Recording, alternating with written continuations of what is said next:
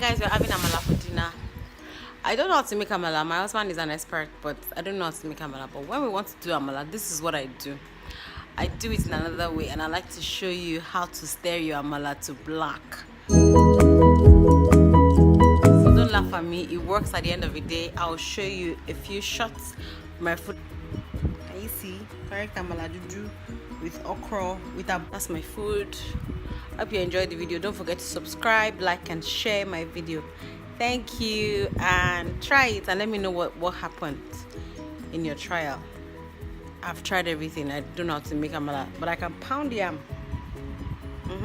The first thing you want to do is put cold water in a pot that you want to use for your amala and begin to pour the yam flour in it.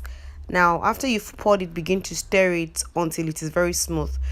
If you're a beginner at this, you may want to use a sieve after you've blended it in water to just remove all the particles, and or just use your hand. Wash your hands and dig in. After that, you put it on fire as I've done right now and begin to stir it, Just keep stirring. If you see any particles, make sure you blend it. And the more you stir, the thicker it becomes, like your pap or ogi, as we call it in my place. So begin to stir and continue to stir. The more you stir, the thicker it becomes. I mean, it's amazing to know that the hot water system is not the only way you can use for amala. This is such an amazing system that I just thought one day and said, why should I keep being scared of this amala? Why can't I just use the same way I would do my pap? And this works for semo, this works for pound yam, this works as long as it is flour.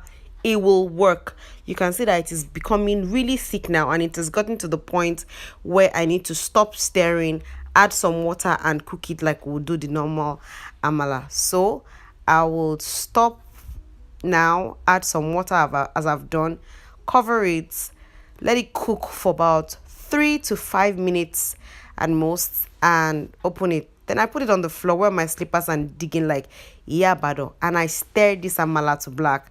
You stir it and stir it soft because the water has already been added, and it is fully cooked and done. I've already done my furry roll and also my ila but that's okra soup.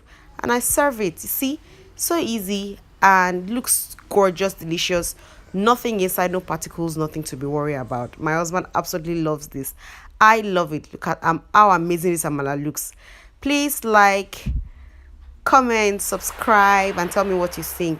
Until next time, bye bye guys.